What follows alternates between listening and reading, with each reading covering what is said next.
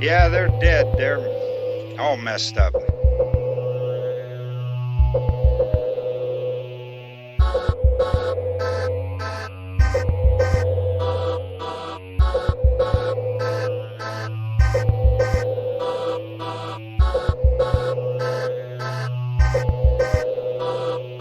They're coming to get you, Barbara.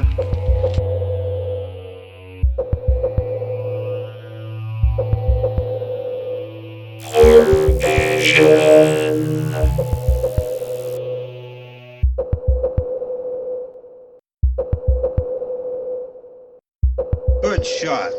Okay, he's dead. Let's go get him. That's another one for the fire. Oh, hello there. So you've been having trouble with your bowel movements. Boy, do I got the medicine for you. Already off to a good start, Boog. Awesome. That's all I got so far, too. That's what you came up with. That's how we're going to start it today. Yeah, why not start like a commercial? Advertise yourselves. Yeah, we got to have something to advertise. Yeah, ourselves. Okay, so then we would be like, well, you guys did it. You found HorrorVision. We're a podcast. John Hunter and Boog, who doesn't have a last name. It's just Boog. No, Book is the last name. Dillip is the first name. All right. Well, we're just doing it. Episode 3. We did it. We made it 3 episodes. It's three.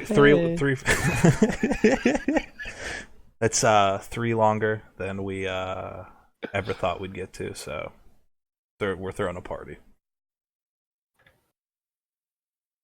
That's 6 shorter than I thought of. Not gonna lie. You thought we were gonna make it to 9? Yeah. Well, we might. I already got everything worked out for the next one. We're gonna have a little instead of having to wait a whole nother week. If you listen to this and somehow accidentally like it, we'll have another one out just in time for your Thanksgiving Day commute. So And we check understand that you out. don't purposely like it. You just accidentally like it. We're cool if you ironically like it, or you just like it because someone hates it. Like whatever. We'll take whatever we can get here. Yeah, we know the system. All right. We know how beans are counted. Episode 3. We got for you here In the Tall Grass, Netflix movie, adapted from I don't know if they did the screenplay, but they wrote the initial novella, which I'm terrible when it comes to like what categorizes those things, but it's less than a standard sized novel, but it's still, to me, would be like a novel. It's like 200 pages, something like that. I don't know, something like that. But it was Stephen King and his son Joe Hill both jointly worked on that, which is weird to me, Bug. So how do you co-write a story? Like, are they sitting in the same room and they take turns like typing it out? I like to think Stephen King still uses like an old school typewriter also. So like they take turn. Are they both sitting in one chair and then like one's the left hand, one's the right hand? Or they take turns, or like one's coming up with it, or did Stephen King just write the whole story and then just felt bad for his kid and threw his name on there? No, this is how it's done. Okay. Okay. I know this is for a fact because I went to a museum once. You went to a museum? I got educated. Whoa. All right. Whoa. You want to hear it? Yes. Tell me, please. So this movie is 90 minutes long. All right. Cut that in half. What does that give you? 45 minutes. Okay. 45 minutes. Boom. Stephen King got 45 minutes in the beginning. Boom. Joe Hill got 45 minutes at the end. Okay, that will explain why I didn't necessarily like the second half of this movie. At the same time, I haven't read the book, but this is a little bit different from it. At the same time, maybe it was Stephen King at the end because Stephen King's known for having not the strongest of endings. That's true. All right, well, I guess we solved that mystery. Mystery solved. We would have got away with it if it wasn't for that book. Come get her next podcast. It's called Horror Detectives. You got a crime that needs solved in the horror category? I'll tell you what, every Just pay episode, us. Boog, Just I pay get us. closer and closer to just editing your parts out. Just gone. Yeah, I know. But that's why I stick around. I'm waiting for the one day it happens. Just gonna come. You're just not gonna know. Just one day. One day I'm just gonna play it back. And it's Nah, just gonna be like, if I didn't have someone to talk to, Boog, this would be stupid. I mean, it's probably still stupid. that's what you think. You but want me to give my headset to my cat? I like your cat a little bit better than you. That's not true. You know the truth. I like your old cat better. He was way cooler. I don't understand. This cat bites me too. Like, Yeah, but that other one like hated you when he bit you. This one, yeah, he's real playful. All right, let's get into it here. So basically, Netflix movie, and it's actually quality made. Recently, these Netflix exclusives that they've been coming out for, they have almost as good production value as movies that are releasing in theaters. This one was directed by Vincenzo Natali. He does have a little bit of a horror background. If you look on his IMDb here, not all the way back in '97, which I don't even think you're alive for that one, Bug. I do remember this movie. I don't know what month. It just says '97. He directed The Cube, as well as Cypher in '02 and Splice in '09, which you might have seen Splice. That was the one where the girls, she was like made in a lab. She was like that, so she starts like evolving into this like creature that has like a tail and stuff. Ooh, The Fifth Element. No, not The Fifth Element. Which, not to go off on a tangent, I do not like that movie. That's going off on a tangent. We'll come back to that. Yeah, that's something. That's for another time. I hate that movie. I'm a big Bruce Willis guy, but yeah, not a fan. But anyway, so he has like sporadic, like past horror / horror sci-fi, which as we get into this definitely has elements of that. So there's a lot of psychological, especially like in The Cube. So he has a background you could see coming from what he's done in the past, some of that influence in The Tall Grass. He has done a few other things. He did most notably direct, I believe, 6 episodes of the Hannibal TV series, like based off the Silence of the Lambs, like that thing. And if you haven't seen that book, it actually was a phenomenal TV series. Definitely worth checking out. I think it might be on Hulu. Mm-hmm. So if you get a chance, definitely check that out. So he does have a horror background, so not that it's necessary if you're going to direct a horror movie, but it's always good to at least try a few things before you jump into it.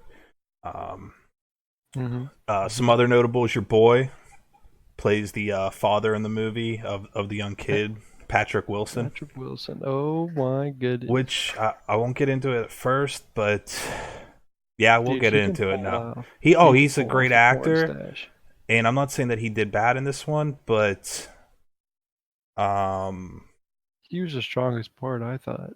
So we'll get into it later, but I actually had another character you wouldn't suspect was the strongest part for me. All right, so hopping into the premise of this movie here. Basically, a brother and a sister, Becky, played by Laszlo de Oliveira, and Cal, played by Avery Whitted. I don't know. When are these people just going to have easy names? I don't even know if it's pronounced Laszlo for Laszlo. Do you say the Y? I don't know. Anyway, not super important. Brother and sister, Becky and Cal. They're traveling to San Diego. Becky, she's 6 months pregnant, and she's looking to give her baby up for adoption. They stop outside of this old church, and while they're there, they hear a young boy who goes by Tobin, kid actor, played by Willie Buie, Buie Jr., which first movie I've really seen him in. He has a good like scared kid look. He was covered in dirt 90% of the movie. That's you every day.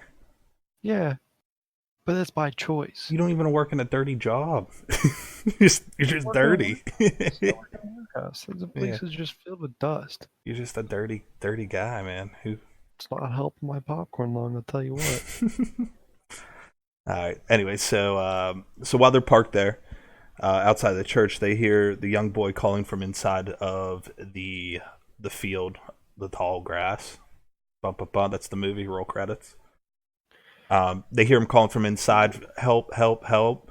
And at the same time, they hear his mother, Natalie, played by Rachel Wilson. Is she actually? I'm gonna. Is that Patrick Wilson's wife? I'm clicking on IMDb right now. She was the chick from Austin Powers, The Spy Who Shagged Me. Great movie. And she's in Saw the Final Chapter. Yeah, she was, but does it say who she's married? I'm looking. Personal details. It says she's the sister actor of Callie Wilson. That doesn't help. Kaylee Callie. Her first movie was Jungle Round, followed by National Lampoon's Senior Trip, and then Austin Powers' The Spy Who Shagged Me. She just played like a random person in that. But yeah, she played Woody Harrelson fan. She does have a famous looking face. But anyway, we'll get back into it, not just to get distracted there. But Wilson is a common last name though, but that would be crazy. But at the same time, so she's calling out, begging him, don't call for anyone. So if at that point they didn't listen, the movie would just be over, which that would be kind of that would actually be kind of funny. They just drive away, and the rest of the movie's them just driving to San Diego. Also, would be a little bit upset because it would be boring. But anyway, they do decide to enter the grass, and they quickly get separated. And so at this point, it's daytime. They're starting to get panicked though because they can't find their way. It didn't seem like they traveled too far into the grass, but they can't find their way back out, and they start panicking. And then night starts to fall. And things start getting a little bit crazy there. Eventually, the father of the child shows up, played by... They probably had this mapped out a little bit easier. Got distracted by the Wilson there. The Wilson family. Yeah. Harrison Gilbertson, who looks like a dollar store version of Leonardo DiCaprio. But he plays the father of the unborn child of Becky's baby daddy, Travis, who doesn't want her to put the kid up for adoption. He reminded me of the guy who played the kid who played Han Solo in Solo. Kind of. That's who he reminds me of, just like a baby face. Baby face Han Solo. Yeah, I could kind of see that. I just saw a little bit of like younger Leonardo DiCaprio in his face. Anyway, so he shows up, and then he enters the tall grass as well. Eventually, Becky meets up with Tobin's father, Ross, played by Patrick Wilson, and then they get separated in the grass as well. Basically, they're going back and forth, and they're trying to find their way out of this grass, and they start to realize they might not be alone in there, as well as there's a few, no spoilers yet, but a few weird occurrences go on where things aren't really as they seem. So that's where we'll go right now before we get into spoilers. So we'll let you know if you're not looking to have this spoiled, when to skip ahead. But basically, just with that premise there, and after seeing the movie, we'll do our pros and cons now. So we're gonna mix it up a little bit if you listen to our past episodes. But I feel like this format will help a little bit better, with not spoiling any of the movie for anybody here. But as far as I got on here, pros and cons. My first pro, I would say they did a good job making you feel like you were in the grass with them. Like the overhead shots when they're flying over the fields, you really get a sense of how deep the grass goes in, as well as their framing with like the stalks and everything. Not kind of claustrophobic, not really claustrophobic, but you feel like you're in there. Like you could feel they're stepping through that muddy, the kids all dirty, everything like that. Like you feel like you're in the grass with them. So I thought that they did a really good job immersing you in that. Mm-hmm. Mm-hmm. So what was one of your positives you took from this? Positive I took from this. I actually haven't thought of one, but I'll just go on yours. That was actually a really good point. The film made it feel like you yourself were like in the grass too. Like you were captured by it. There's no escape, and you were able to see and feel the trickery that the actors were going through while Mm-hmm. making this.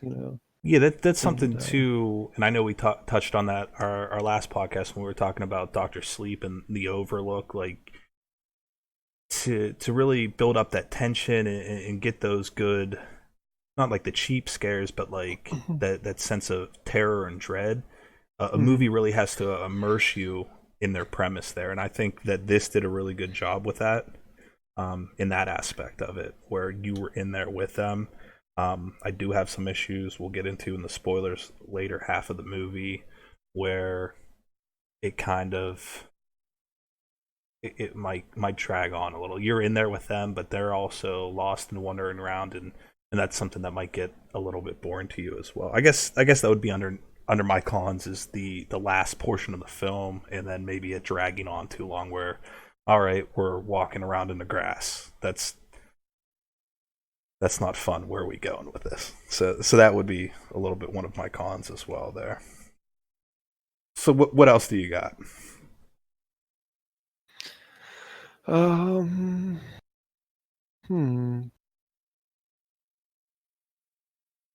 It was I'll do a con. It was a little too trippy for me to follow at some points. Yeah, that's some of the issues I have with the ending. Some of it, There's I'm usually pretty good with figuring stuff out through the movie, or if you're throwing me for a loop, I can like logically work through that and like justify certain conclusions that they come to. But with the ending with this, for me, it didn't add up. Like like the way some of the things were able to play out, it didn't make sense to me. But we'll get into that in the spoilers as well. Yeah, I mean, of course it's you know written by Stephen King and Joe Hill, and I can't say much for Joe Hill. I've only read one of his books, but Stephen King is a twisted mind, so the powers that he displayed through this and through the film were just kind of like, what the fuck's going on, Yeah, they're like all And over the place. Well, that's another thing. While we're talking like that portion and the ending, that's calling back to our very first podcast.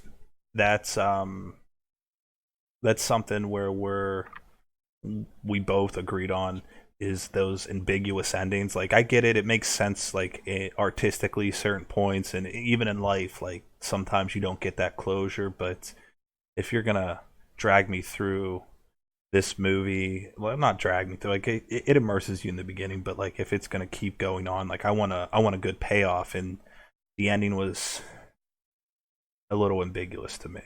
So I'm not the biggest fan of that type of ending. the ending,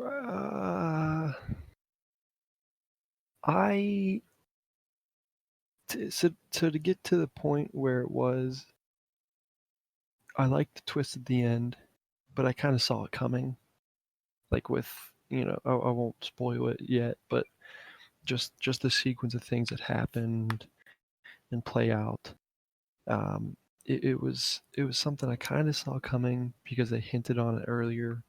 So because of that, I kind of like deducted a point. I don't like if I can see where a movie's going like halfway through it or like a quarter into it. Well, especially a kind of movie, like, especially a movie that's yeah. was sold to you based upon like there's going to be twists and turns and the unexpected. Where if you figure it out early on, It kind of just ruins the whole point of it. yeah, it diminishes it a little bit there. Yeah, so that's really what I had an issue with mainly, or with the ending at least.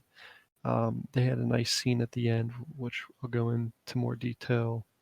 Like I explained during our first podcast, I like a movie that has extended parts after like the ending or after like the Yeah, it's called an epilogue book. epilogue. Yeah, when they have an epilogue. I like that, and that this film had one that I enjoyed it. Yeah. So I had a partly But it was pro. trippy. Yeah. But it was trippy as hell. Yeah. It was rough. So I actually, right before I watched this one, I had watched a trippy movie, Mandy, the Nicolas Cage one, from Elijah Wood's SpectreVision. If you get a chance, watch that one.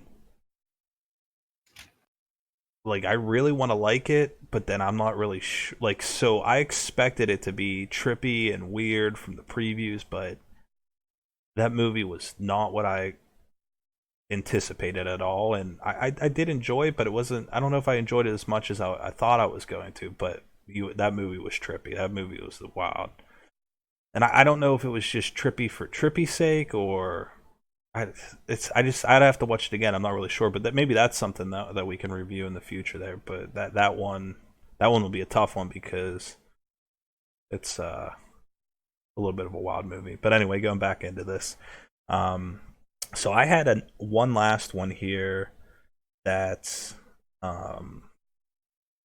was it both teeter on my pros and cons. So the overall acting in that movie, I thought for the most part, everyone did a very solid job.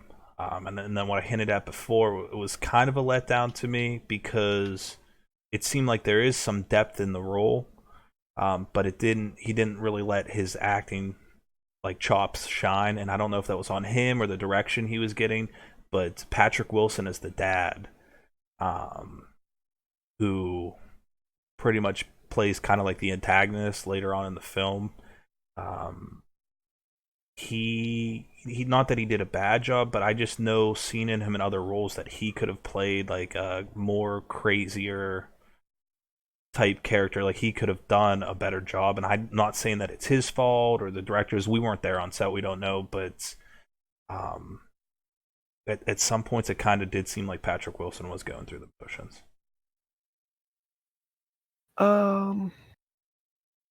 Yeah, I liked.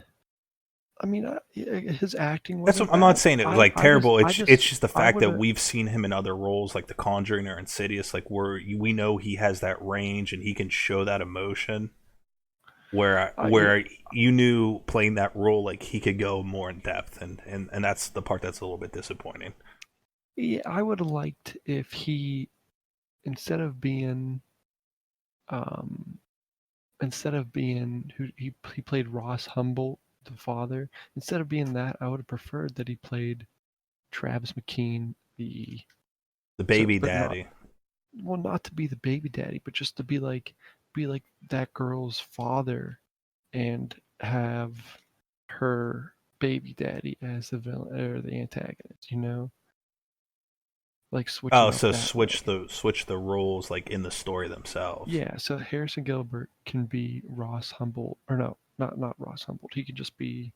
No, they'd be the same character, but their roles in the like thing. Yeah. I don't know if the story would work as well, but I could see what you're saying there. I think he does play more of a sympathetic, like he doesn't really do the bad guy thing. Which I think he could though. Like he has that look, and he has the acting capabilities. He can express that range of emotion. But I mean that could have been something they'd done different. I just thought he was right for the role. It's just I wanted to see him open up a little bit more and go a little bit further there. And then as far as the other acting, the best the best character I think in the movie, and this is what I was saying, this might be a little bit twist. I think it's the tall grass itself. So if you watch, Elaborate, yeah, please. I'm gonna try to explain this to you, book. So you got to bear with me. Use small words. I Okay. got nowhere to be until 12:30 tomorrow. Okay. So basically, I don't get it. you All dog, right, sorry. you dog. Sorry, continue. Yeah, let me get on a roll here. So if you watch it, the grass itself, not only you're in it, but if you watch certain scenes, like when Travis gets in an argument with Ross, Patrick Wilson's character, and the grass, this I'm trying to do it without going to the spoilers, but the grass actually stops moving, almost as if it's listening. If it's part, and once we get into spoilers, you actually understand, or if you already seen it, you understand why that is. Um, but the way things work, the overall, the way the characters interact with the tall grass itself, it's almost like how in Doctor Sleep the Overlook is a character in itself. It's a Mm-hmm. actually a minor spoiler, but it's a living, breathing creature in and of itself. So I thought that they did a really good job making that a character in the movie, and in actually it added to the film a lot itself, if that makes sense. It does. At least I think it does. Why don't you just elaborate a little bit more for viewers who have lower IQ than mine, which is what, 72? That'll be none. Well, I mean, if we're getting real specific, IQ isn't an accurate um, metric to measure intelligence, but I digress. All right, let's do a little more detail. Uh, People who grind their mind. I can't. I don't have anything funny to say. I was gonna try to do something with like the gears turning in your head faster than mine. Yeah, I don't know where you're going with it. So I'm just going back into the cons. Yeah, Yeah, that's fine still by me. still with the part of the acting. I thought that the kid, he had the look, and but some of the way that the kid, like, I don't know, the kid didn't do it for me. And this is something we talked about too in past ones. Kid actors, hit or miss. It's tough. It's because they're still coming to their own. They're learning a lot, so you don't want to be hard on the kid. And that kid in the long run might turn out to be a great actor. I'm not saying he did a terrible job, but he didn't completely sell it for me there. So that's it. There's just minor things. Um, Overall, there. I don't. Do you have any other pros or cons before we get into spoiler territory? Um, Patrick Wilson, good acting. I wish his roles were reversed, though. I think he could have had. He had more potential. He would have had more potential to be, A more sympathetic character. Yeah, absolutely. If the roles were reversed for him, and I will say, I actually thought the kid actor did pretty well. I mean, he was in that age range where like he probably shit his pants every like 2 seconds. So like his expressions were, How old do you think people are when they still shit their pants, bug? I don't know. It happened for me up until like Last week? 18. So, but he was probably like, I don't know, 7 or 8. I think he might have been a little bit older than that. Like if you're 7 or 8, you lose your parents. Like if you lose your parents in a grocery store or store at all, like you just freak out at that age. It's just how it was. Yeah, some people do, some people don't. There's time where yeah, come on. There's time where he had panic, and there's time where he was just like, "The fuck's going on? What the fuck do I do?" Like. See, So I actually I thought lost he my did. parents in a store one time, and I was just pretty much. I guess this is just a spotlight of how my mind works. It was maybe like for like 5-10 minutes, but I already in my mind it's like, well, this is the rest of my life. Better get on living. Um, Tapes or it's not real. Um, no, but I actually I thought he was a good actor, and to the point where if he would have died in this, I would have been upset. Yeah, it, The I'm not I saying mean, he did. Like he just didn't do it for me. So overall, like I don't have like none of the acting overall is solid. It's just I saw potential for better performances there. Specifically because we know Patrick Wilson's range and the kids. We don't know what his range is, but he's so young, still working on it. Just certain parts he didn't like completely sell it for me. But overall, the acting was solid. It was a well put together film. So it's before we give a recommendation stuff later. I'm gonna say this. It's worth your time if you're. I'll wait till our recommendations, but it's worth your time. The only actor I had a problem with was the brother. He was Cal, played by Avery Whited or Whitey. Yeah, Avery Whitey.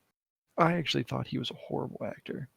I didn't think so. He was supposed to play like a goofier, like not comic relief, but like almost like a goofier person. From the get-go, from the time that like they got out of the car, I honest to God's like, if this guy doesn't die first, I'm just gonna shut it off. Like, I really didn't like him as an actor. I thought he was too bland. He was too boring. His emotion, you could tell, was just like it was either very exaggerated or he just didn't put any passion into it.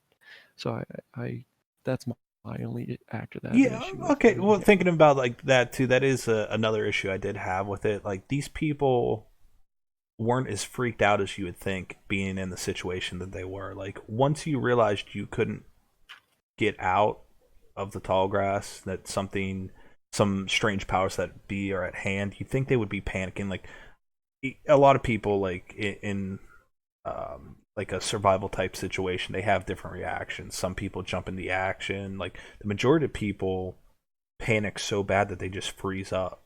And like that Cal dude definitely came off as a person that would freeze up and freak out, but they didn't play like that. So that's something too, where in this type of situation you'd think that some of the characters might act a little bit differently. They didn't seem like they were that panicked. I'll tell you what, I would have shit my pants. Well, yeah, you would do that anyway. If I haven't gone within the last 24 hours, yes. But when I watched this movie, I went right before. There you go. Hey, you're learning. Memories. All right, let's get into some spoiler action. Hit me with the spoiler books. Well, not hit me with it, but say spoiler so I can edit it. Spoilers. Now I have to edit that out. Thanks, man. Thanks for making more work for me. You just keep doing what you're doing. Spoilers. That wasn't bad. Yeah, thanks. All right, so spoilers. Where the spoilers really start picking up, I think, is once Travis, Becky's baby daddy, shows up looking for him.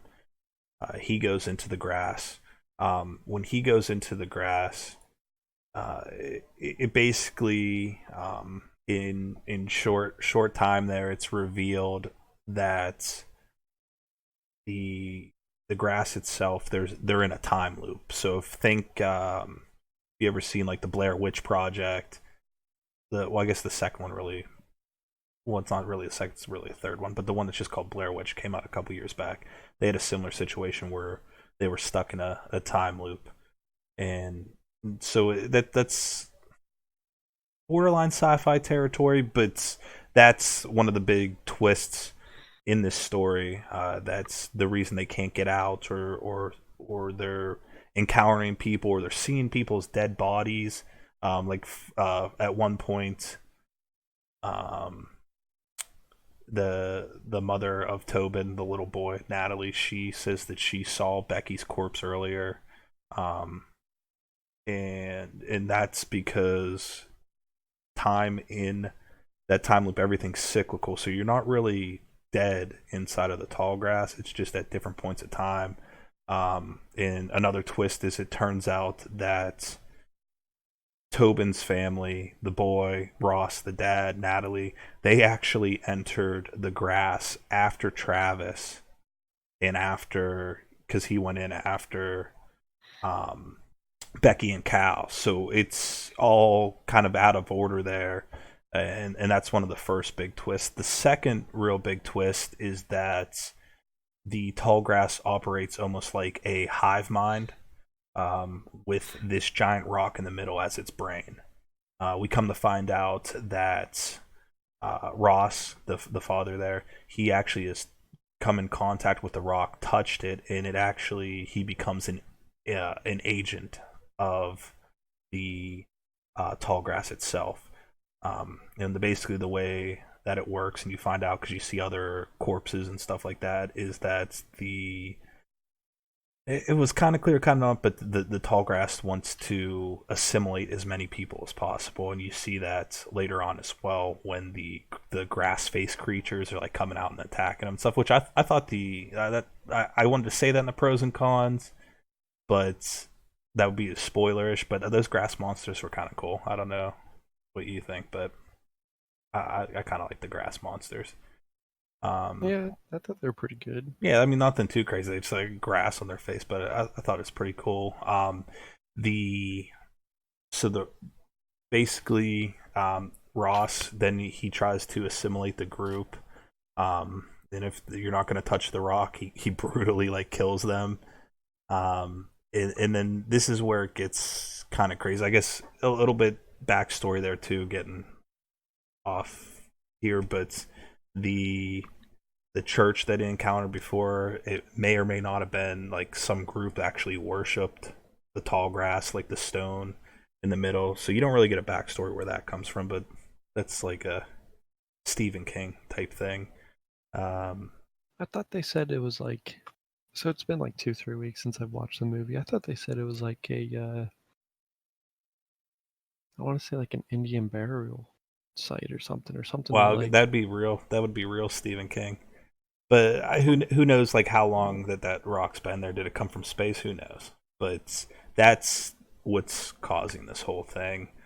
And this is where the part where it doesn't really make sense to me. Like I get like where they're going with it, but I don't understand how it works. So the baby daddy Travis sacrifices himself by willingly touching the rock, and that's able to give Becky time to get out of the tall grass. But I guess where it didn't make sense to me, and, No, and not maybe Becky. yeah, she gets out. No, the kid gets out. Tobin. Well, yeah, So I guess yeah. Tobin gets out, and that allows them to break the cycle. So yeah, so he stops Becky and Cal before they even come in there. So yeah, you're right on that. Yeah, but I get what you're saying. You don't like how when Patrick Wilson touched the rock, it took him. Yeah, so that's the issue that's the issue that I had. So the whole point, he was trying to force them to touch the rock after that, working in the interest of the tall grass itself. I was under the impression you touch the rock, you get assimilated and become part of the tall grass. Like it takes you over at that point. So why I guess it was out of Travis's free will that he was able to touch it, but it just doesn't make sense. The laws that you're applying to this like magical rock, I guess magical could be whatever you want, but that just seems like a plot device to me, that by him touching that he was able to break the cycle, give that necklace to Tobin to give to Becky before she comes in there, and then by getting the necklace that closes the loop, and that somehow makes her decide that she wants to keep the baby, and then they go home. I don't know, that the ending just wasn't. The only thing that I can think of, and it's super cliche, maybe that's why they didn't explain it, was that Travis's love for Becky and the baby was overpowering the rock. the Yeah, the rock. It's super cliche, but that's the only thing I can like come up yeah, with. And that might be the only thing that makes sense, but then it kind of just even diminishes the story more. The ending just didn't work for me, is the best way I could put it. I don't know, but what did you think about the ending? I'm kind of in the same boat, because like like I said, I didn't get whether it was the love for his baby or whatever that Yeah, that's got what him I'm out getting. of So there to it's not so survive. much like when But we like, reviewed Crawl and it was ambiguous, like were they going to get picked up by the helicopter or not, or stuff like where we're talking about the ambiguity to me in the ending of this movie was that I don't understand why Travis's touching the rock was any different than Ross touching the rock. Why didn't it have the same effect? Like, yeah, and why didn't that's he the just only turn around and just kind explanation of kill that them? seems reasonable is what you're saying is that It was just super cliche love. The yeah, power and of then at that love. point it diminishes the overall story for me. So that's when I'm looking where this movie lost the most points in my score. It's the overall ending there, the almost like forced plot device. Now here's this for you: if they were to make a sequel of it that's not been written by Stephen King or Joe Hill, if another family goes to the tall grass, do you see Travis trying to kill them?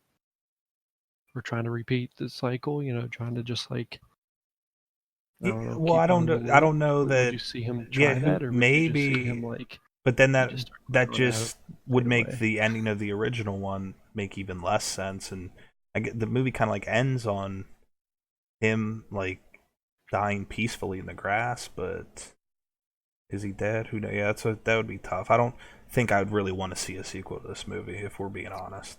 But I'm always I don't honest think with people. he's dead though. Yeah, well, That's what.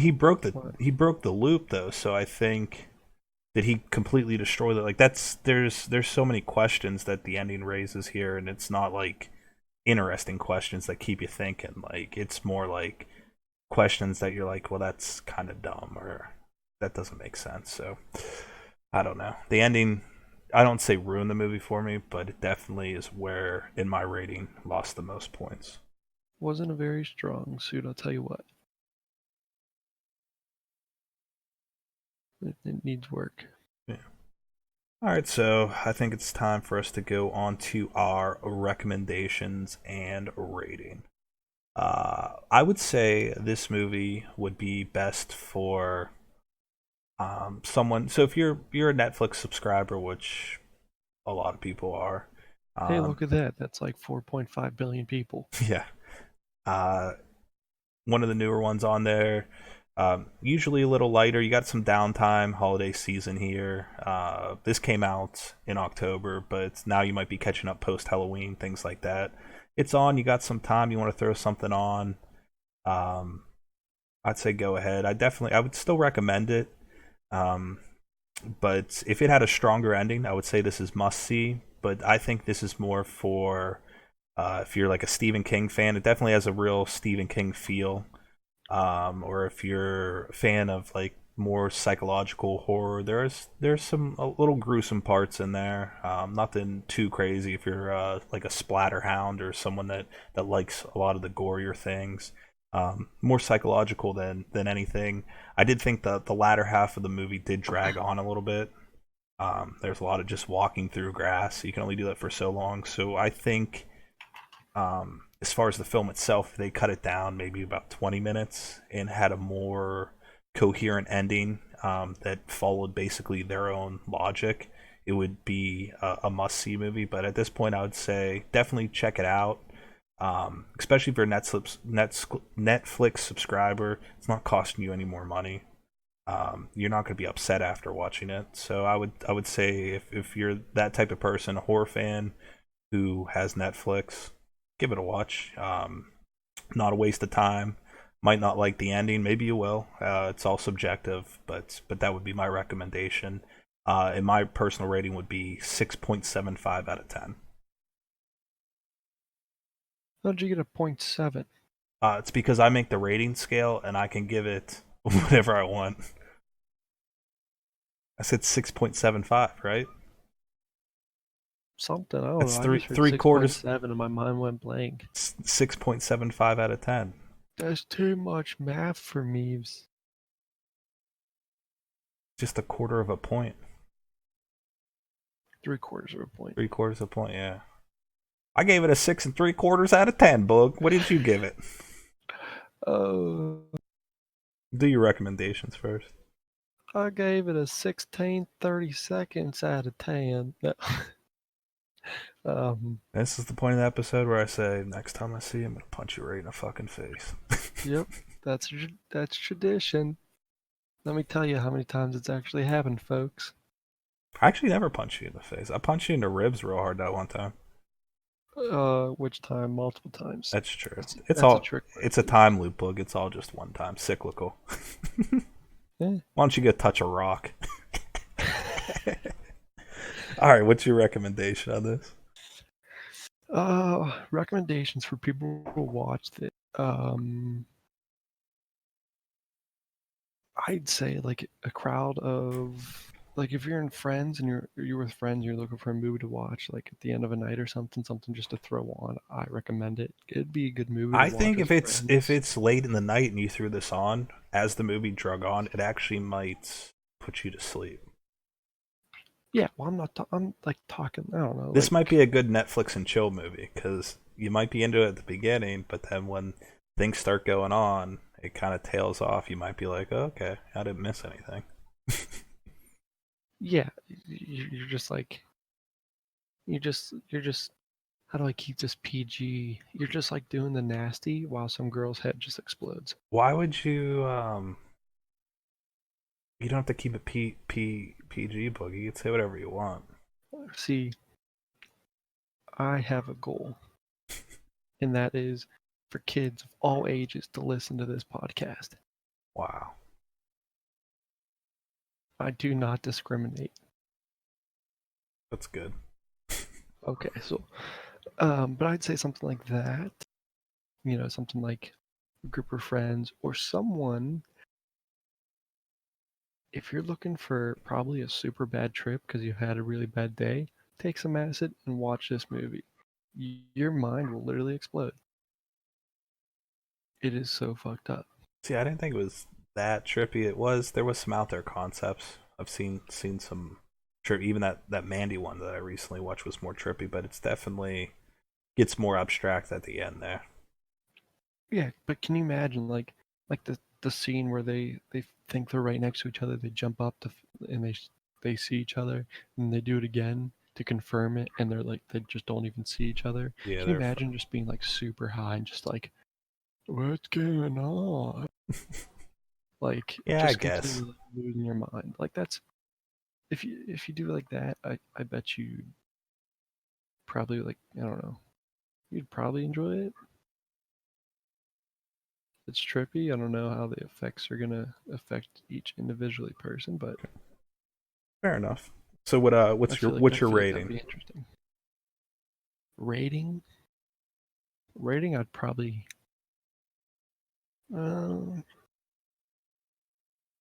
I'd give it a 5 out of 10. 5? Wow, I thought you'd give it higher. No, I'd give it a 5 out of 10. I mean, would it. Because I remember talking to you right good, after you watched it. You were pretty high on it. Like yeah, but I had time to calm down and think about it. Sometimes films, especially like that, with it does have that more abstract elements. The more you sit and think about it, you're like, that doesn't really work for me. Yeah, like at first I thought it was good. You know, I mean, I still think it's good, but I thought it was better than how I think it was now. You know. Yeah. All right, so that's it. Rating 6.75 and a 5. Give it a watch. If you got the time to throw it on, I mean, you're not going to be disappointed. Go in,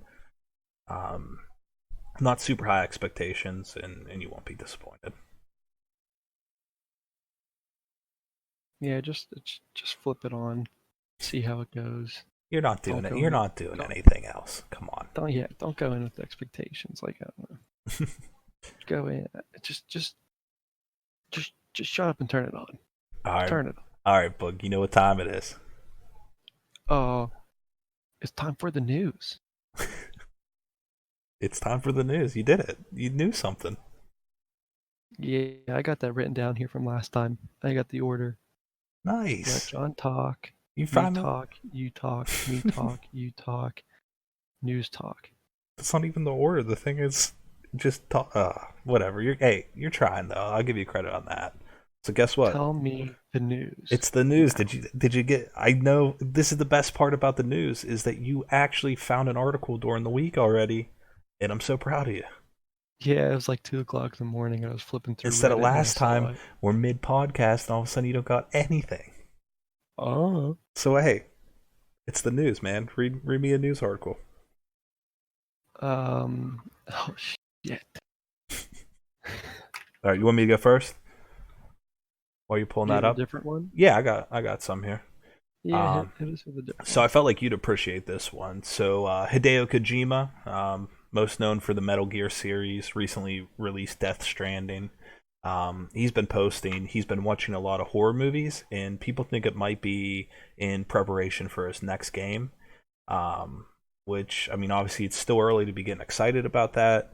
But if you remember that demo that he released a couple years back, the PT for the Silent Hills game that he never got to make because they had the big falling out with Konami and that whole deal. But that demo to me was, and I play a ton of horror games, but that was scarier than almost all of them. That just demo where you're walking down one of the most realistic looking halls I've ever seen in a video game. You definitely played it before too, right? Yeah, I think I beat it with you. Yeah, Was it you or Tyler? I beat it. It was probably Tyler because I know I played it with your brother, and then I actually still have it saved on my PlayStation. But the big one is Lunchbox when he came over and he was screaming, literally screaming because he didn't expect that ghost chick to be popping out behind him. That was like so. I mean, it's definitely still like way early on, and it might just be a throwaway tweet. What he tweeted out was, as to make the scariest horror game, I'll watch the scary movies in order to awaken my horror soul. The Eye is the Thai horror movie I rent when making PT, but was too scary to finish watching. The package is scary, so I rented the disc only. Will I be able to finish watching? So obviously it might be a lot of wishful thinking and everything like that, but if he's going to go all in on that, I am so pumped for that. If he does make another horror game and it can live up to that I mean, how long? You'd say like 30-minute demo. Probably takes 30 minutes or so to get through that. Depends if you know what you're doing. Yeah, if you know what you're doing. If not, you could be wandering for a while. But if you know what you're that doing, was it'll take you up to 30 minutes. Such an immersive quality experience that if he goes all in and puts his extraordinary talents into a horror video game, he could potentially make the greatest horror video game of all time. And obviously it's way early to be getting all psyched like that, but there is that potential there to get you all pumped up. So if he is going to make another horror game, I will definitely pre-order that and be all over it. Hands down, because PT, in my opinion, is probably the freakiest, scariest, the most musically inclined video game I've ever experienced.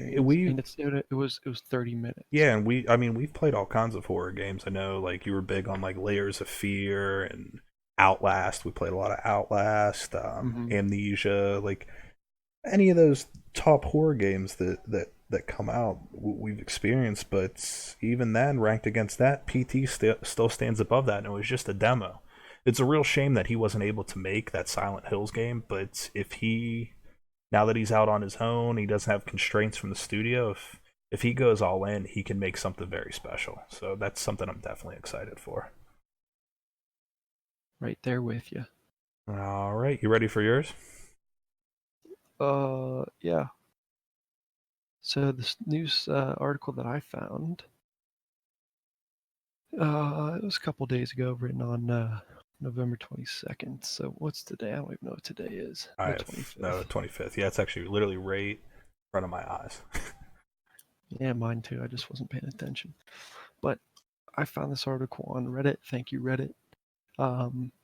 It is the director of Dr. Sleep, Mike Flanagan, is throwing his hat into the rink. That's literally what I wrote right here. The rink. Throwing his hat.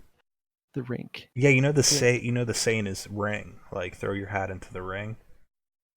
The last field or anything I've ever been on was a rink. Okay. Hey, you still are defending sea-level deck hockey champion. come at me, bro. Just go real slow so I can get the puck away from you. So, like I said, he's thrown his hat into the rink, whatever you want to say. He is about to pitch, or has pitched, a potential sequel for Nightmare on Elm Street, which I think that is absolutely bonkers. Because if he is able to input what he did in Doctor Sleep, it's potential to be a great film. Mm-hmm. Yeah, I mean, just look at Flanagan's recent. I mean, we talked about it last podcast, but his recent catalog of horror films that he's directed, he definitely is becoming a modern master of horror. And not saying that it would take someone of that quality to make a quality Nightmare on Elm Street film. If you want something that truly stands out and gets the series back on track, you wouldn't be in better hands than that at this point. We've talked a lot about it. That's the theme of this episode, potential, where the movie we just reviewed, In the Tall Grass, kind of lets you down because you could see the potential for greatness in there and doesn't quite achieve that. But when in even the last article we just talked about the potential of making the greatest horror video game all time, like that's the potential is what gets the fans going, which gets the asses in the seats, as they say. Is if a guy of that proven talent takes a beloved franchise and breathes life back into that with unique ideas, which in his film he's been able to show that he can take difficult, like making the sequel to an all-time masterpiece, and making it his own with new fresh ideas, that you can't be in a better situation if he is at the helm of a new Nightmare on Elm Street movie. Yeah, absolutely. The only other contender that I see so far is SpectraVision, which I actually never heard of it because yeah. So it's I'm not sure what his friend's name, but Daniel Noah's. Yeah, so they own the company. It's a production company. Yeah. They do like smaller horror movies. They did that Mandy movie that I was talking about before. Did a great job on that. But they're a smaller, up and coming production studio. But the things that they're put out are very quality. And to make a good Nightmare on Elm Street movie, you don't necessarily need this crazy big budget. Like, yeah, you could have crazy effects and stuff like that, but almost a more intimate like character study of a movie could still be a very good movie. I'd be more excited if Flanagan got it, but it wouldn't be in the worst hands if they were able to produce one.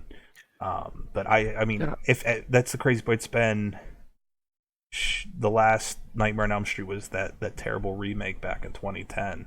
We haven't seen a movie coming up on a decade here, and likely won't. Obviously, if you get the rights, nothing's coming out before. It's not gonna like get the rights, and then you're gonna have and so it's gonna be live. I'll review it. well over a decade. So, we need, especially in this day and age when the Halloween reboot is out there setting records at the box office, making gangbusters. I don't even know if that's a saying. That sounds cool though. Making gangbusters, just making all the money. Like, you got the Friday the 13th franchise that's all tangled up in rights litigation and stuff like that.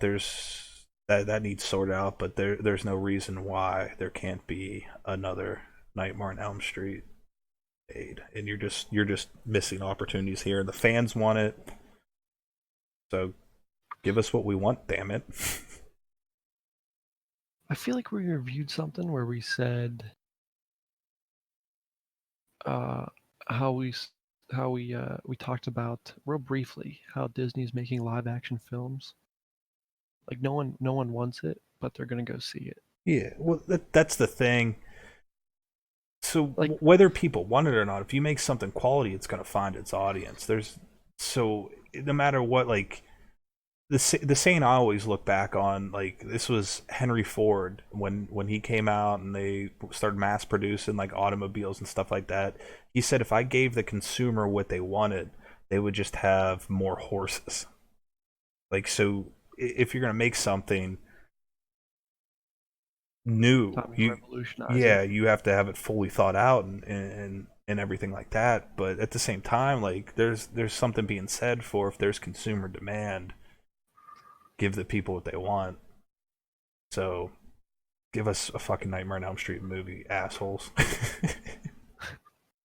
Actually do have something to add to this story. So I had another article pulled up here from Dread Central, and it also came out because Wes Craven, who directed the first one, I know he wrote the story. I don't know if he directed the third one, Dream Warriors, but he was part of that as well as he did Wes Craven's A New Nightmare, which is a severely underrated movie. It's like super meta. His obviously he's passed away, but his estate recently got the rights back from New Line. So that's who people are having the pitch meetings with and everything like that. But one of the little tidbits that came out from there is that besides taking pitches for a feature film, there's also potential for the new streaming service HBO Max to have a series on there. So, what would your thoughts be on a TV series?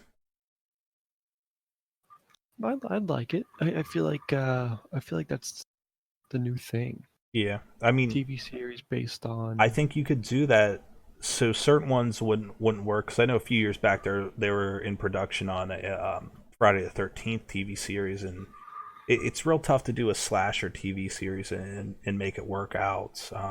Just logistics, like over a time frame, like with getting cops involved and people wouldn't be there. Like it would just be difficult to do. But I think Freddy Krueger is one of the characters that a series could work because there's a lot of it's a dream killer. There's going to be a lot of disbelief where your parents aren't believing you, authorities aren't believing you, like so it can continue to go on for an extended period of time. So there's potential there. So like anything, like we say, if it's done well, it's worth checking out. But I definitely would like to see a new movie soon. The only thing that I can think of that people could get bored of with a Elm Street TV series or TV show is I feel like at the end of every season, they would have to they'd have to recast everyone except of course Freddy Krueger and just have it set with a different set of kids. And I feel like that would be too repetitive to have season I guess that's another overall issue is it saw like they got a great character actor to replace Robert Englund as Freddy Krueger in the remake, but it just showed how difficult it would be to have someone else play Freddy Krueger. I'm not saying there aren't people out there, but Robert Englund as Freddy Krueger is so iconic that he makes the character. It's not like Friday the 13th where it's a big guy behind a mask, or Halloween where another guy behind a mask. It's that they're both mute and quiet. Like Freddy had such a unique personality, and Robert Englund was Freddy Krueger. So that's another tough hurdle you jump over. But I'd like to see someone else give it a go, and they'd really just it really comes down to just how you play out the story and if they have a unique, fresh look on it. But it's good to see that there is some buzz going on and some actual progress being made on another Nightmare on Elm Street film. I'm just going to throw out a name here to play Freddy Krueger, and I just kind of want to hear your opinion on it. Mm-hmm. And I'm kind of skeptical because I think he may be too young, but how do you feel if Adam Driver played him? Kylo Ren. Yeah. I actually like Adam Driver, but I think he's too young. Not even too young, because obviously you're gonna have like the makeup effects, but he's his delivery is more cold, and I'm not saying like it's like emotionless or whatever, but like the way he talks is more cold. Where Freddy Krueger has like that menace in his voice. I think that's some of the issue with him being the main guy in Star Wars, like the main bad guy there in like Force Awakens and whatnot, is that he doesn't have that menace. It's not like when the presence, like when Darth Vader's in the room and stuff like that. Like he just, and that actually makes sense for the character because he's not really like in the long scheme of it like that menacing. Like he's a conflicted person, but if you want someone, Freddy, that you want someone that like can joke and but has that charisma that that thing, that it factor, that when he's doing the delivery. One I've seen thrown out a lot, and I think potentially it could be something with Kevin Bacon. Ooh.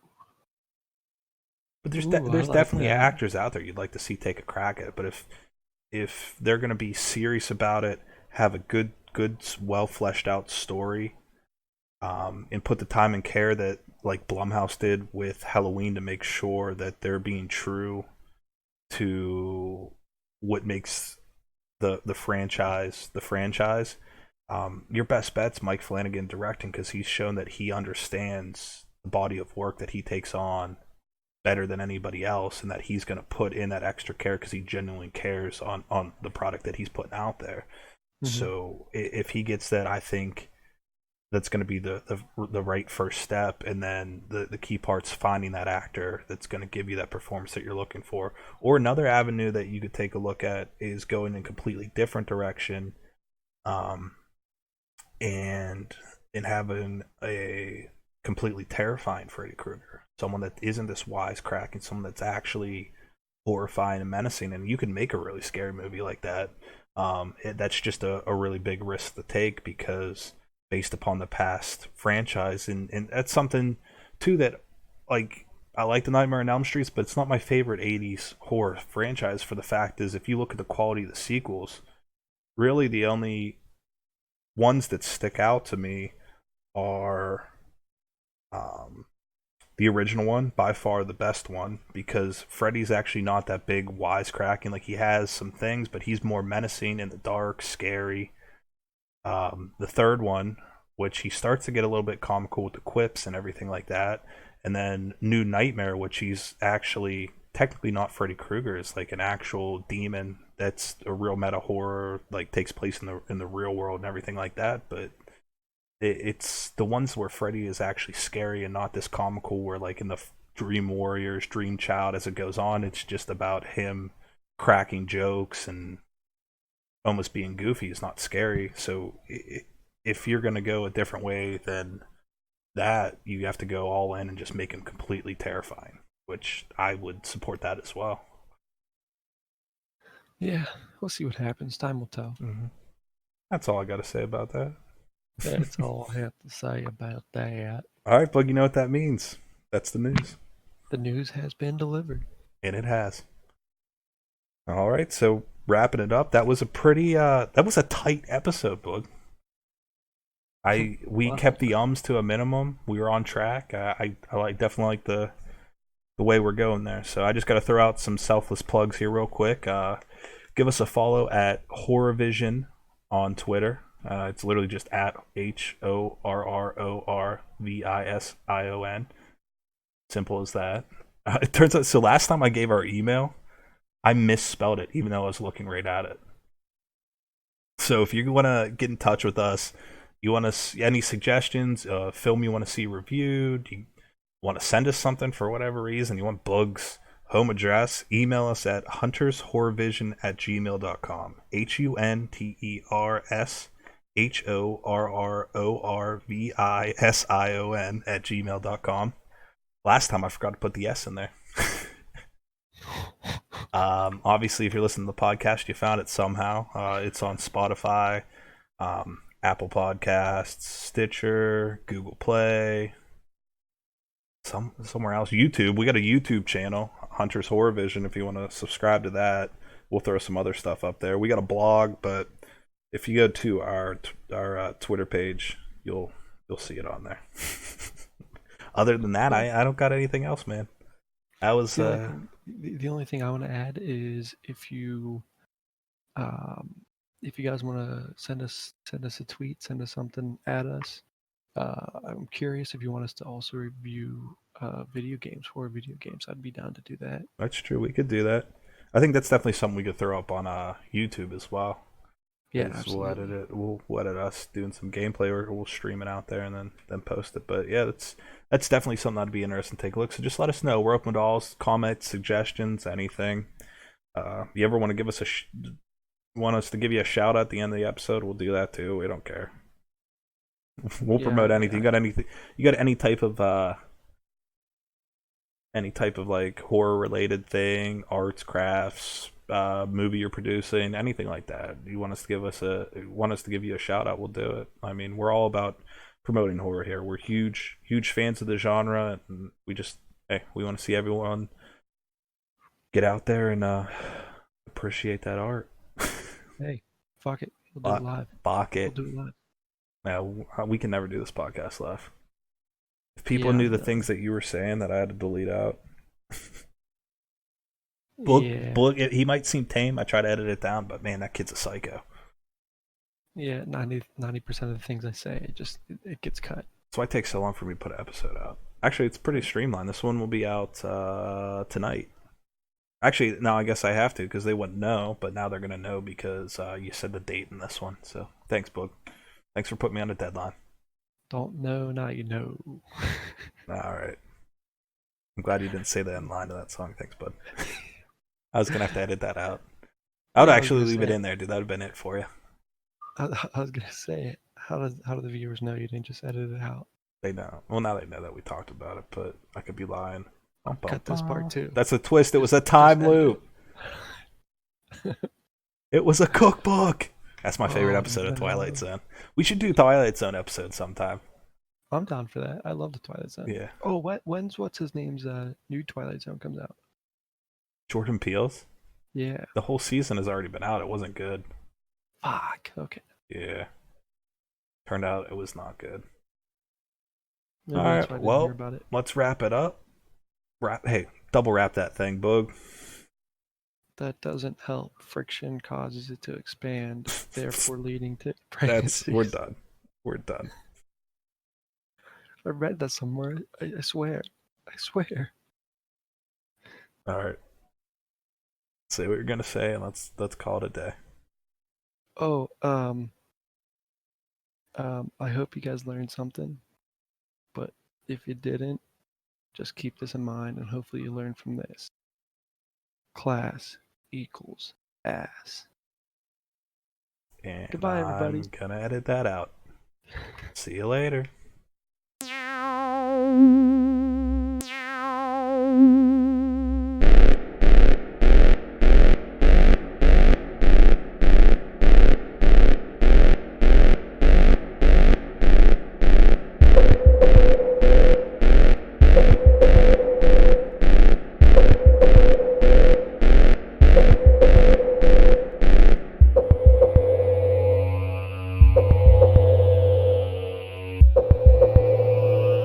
Yeah, they're dead. They're all messed up.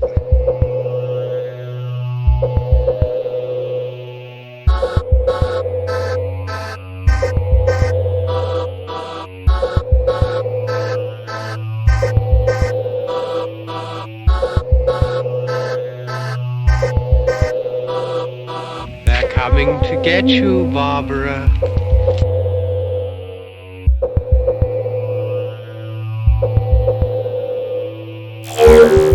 HorrorVision.